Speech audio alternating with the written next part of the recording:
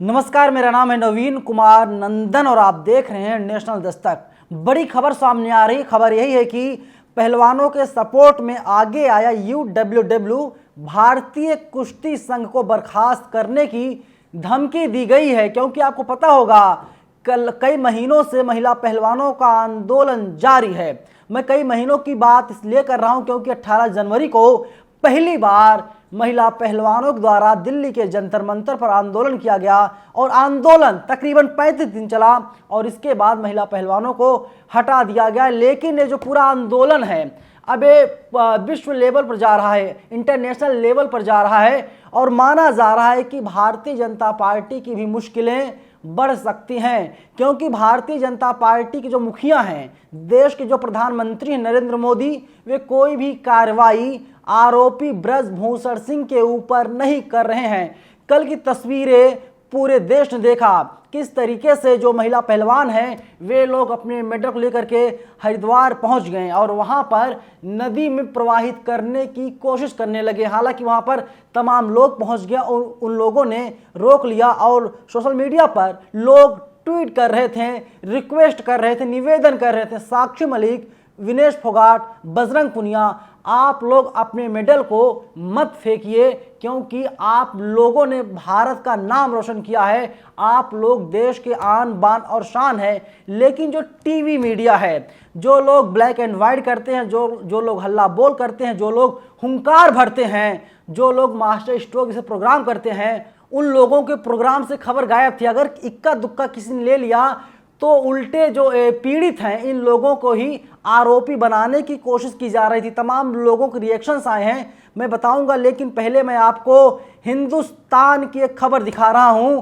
इसमें लिखा हुआ है करीब एक महीने पहले से पहलवानों का प्रदर्शन जारी है जिसका कोई हल निकलता नहीं दिख रहा है। हाल ही में दिल्ली पुलिस ने पहलवानों को जंतर मंतर से हटा दिया था। साक्षी मलिक, विनेश फोगाट और बजरंग पुनिया समेत देश के शीर्ष पहलवान मंगलवार को गंगा नदी में अपने मेडल बहाने पहुंचे थे, लेकिन भारतीय किसान यूनियन यानी BKU के राष्ट्रीय अध्यक्ष नरेश टिकैत के अनुरोध के बाद पदक विसर्जन कार्यक्रम 5 दिनों के लिए स्थगित कर दिया गया।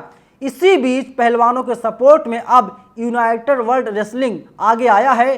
पहलवानों की सरो संस्था ने भारतीय कुश्ती संघ को बर्खास्त करने की धमकी दी है। बता दें कि अनेक भारतीय पहलवान कुश्ती संघ के अध्यक्ष और बीजेपी सांसद ब्रजभूषण सिंह के खिलाफ धरना दे रहे हैं, जिन पर खिलाड़ियों का यौन शोषण का आरोप लगा है। लेकिन अभी तक कार्रवाई के नाम पर सिर्फ लीपापोती की जा रही है और FIR तक तो दर्ज नहीं की जाती। लेकिन जो पूरा मामला था सुप्रीम कोर्ट की दहलीज तक पहुंच गया था और महिला पहलवान लगातार सुप्रीम कोर्ट के दरवाजे खटखटा रही थी और कह रही थी कि सुनवाई की जाए, आरोपी सांसद को गिरफ्तार किया जाए, आरोपी के ऊपर FIR दर्ज की जाए। और जब सुप्रीम कोर्ट का आदेश आया कि दिल्ली पुलिस अब किसी भी सूरत में आरोपी सांसद के ऊपर केस दर्ज करे, तब जाकर के उनके ऊपर केस दर्ज किया गया। देखिए आगे लिखता है live Hindustan, United world wrestling ने मंगलवार को बयान जारी कर कार्रवाई और पहलवानों को हिरासत में लिए जाने की कड़ी निंदा की है। पुलिस ने 28 मई को जंतर मंतर से 100 से अधिक महिला पुरुष पहलवान और उनके समर्थकों को हिरासत में लिया था। हालांकि देर शाम सभी महिला पहलवानों को छोड़ दिया गया, उसके बाद अन्य पहलवानों को छोड़ दिया गया।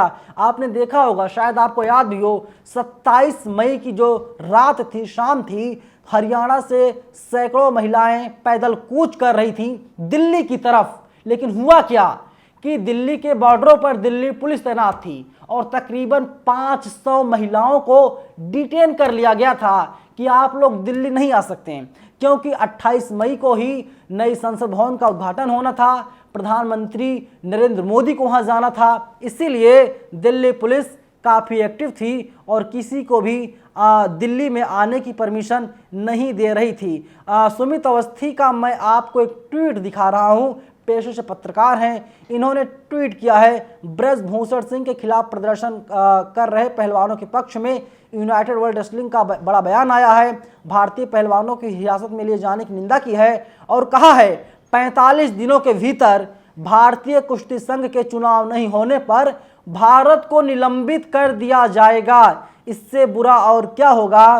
पूरी बीजेपी, पूरी सरकार एक आरोपी को बचाने में लग गई है, बचाने में जुटी हुई है और कोई भी कार्रवाई नहीं की जा रही है। वहीं एक पत्रकार हैं, इनका नाम है सुधीर चौधरी, खुद को बड़ा पत्रकार बताते हैं, कहते हैं देश के वे बड़े पत्रकार हैं, लाखों करोड़ों में उनकी फैन फॉलोइंग है, लेकिन वे किस तरीके से अब महिला पहलवानों को बदनाम करने की कोशिश कर रहे हैं, अलग अलग आंकड़े सामने ला रहे हैं। लेकिन उन्हीं का ट्वीट साक्षी जोशी ने ट्वीट किया है कि देखिए, सुधीर चौधरी ने बताया है कि किस तरीके से जो हमारे देश की बेटियां, हरियाणा की बेटियां हैं, उन लोगों ने पूरी दुनिया में भारत का नाम रोशन कर दिया, #साक्षी मलिक। लेकिन अब इनको हो क्या गया है, देखिए लिखते हैं कि सुधीर चौधरी, इनका ट्वीट है 18/8/16 का, finally Sakshi Malik gets us an Olympic medal, well done girl, India is proud of you, many more to come, Rio 2016 #respect. लेकिन सुधीर चौधरी को अब क्या हो गया है, देखिए तमाम तस्वीर आप देखिए, मैं आपको तमाम पत्रकारों के नाम बता रहा हूं, सुधीर चौधरी, अमीश देवगन, अमन चोपड़ा, रूबिका लियाकत, दीपक चौरसिया, आप इन चेहरों को पहचान लीजिए। ये लोग टीवी चैनलों में काम करते हैं, प्राइम टाइम में ये लोग जो है कि बुलेटिन पढ़ते हैं, प्राइम टाइम लेकर के आते हैं लोग। लेकिन होता क्या है, जो असल खबर है, असल खबर को दबा दिया जाता है और प्रोपेगेंडा चलाया जाता है। मैं आपको एक खबर याद दिलाता हूं, आपको पता होगा दिल्ली में केस हुआ है साक्षी का, और साक्षी को जो है कि एक लड़का है उसने मार दिया है। जो लड़का, उसका नाम साहिल बताया जा रहा है, फिलहाल वो दिल्ली पुलिस की गिरफ्त में है, पुलिस ने गिरफ्तार कर लिया है। लेकिन टीवी चैनल के बड़े बड़े पत्रकार वहां पहुंच जाते हैं, ग्राउंड जीरो पर पहुंच कर रिपोर्टिंग करते हैं। लेकिन जो असल खबर है साहब, इस खबर को दबाने की कोशिश की जाती है,